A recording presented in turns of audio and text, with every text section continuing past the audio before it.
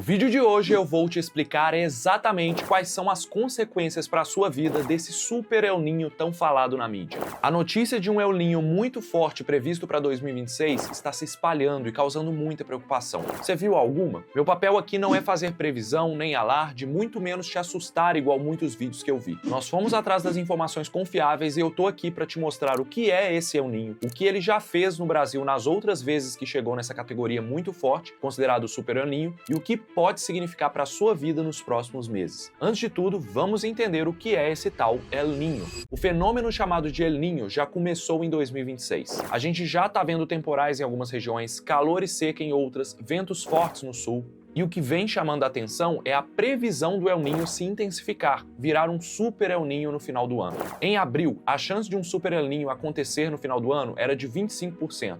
Em maio, subiu para 37%.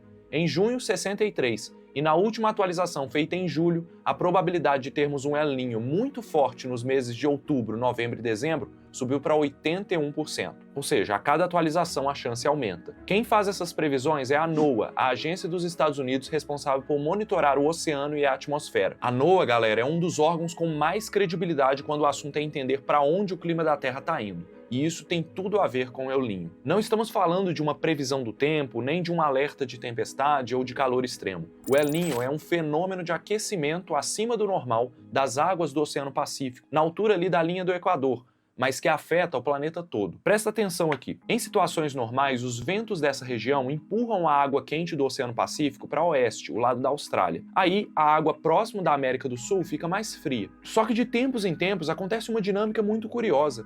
Em alguns anos, esses ventos enfraquecem e não conseguem empurrar a água quente para o lado da Austrália. A água próxima ao Peru e ao Equador fica mais quente, aquecendo a atmosfera nessa região do Pacífico, o que muda completamente a dinâmica do clima. A evaporação da água ali aumenta a formação de nuvens e o padrão de chuvas, muda onde a chuva vai cair, e tudo isso altera muito o clima. É isso que faz um lugar secar enquanto o outro enche de água ao mesmo tempo. Inclusive, foram os pescadores da costa do Peru, séculos atrás, que começaram a notar esse aquecimento ali das águas do litoral, que diminuía a quantidade de peixes por volta do fim do ano. Não era todo ano, mas quando esse fenômeno de aquecimento acontecia, era sempre perto ali do Natal.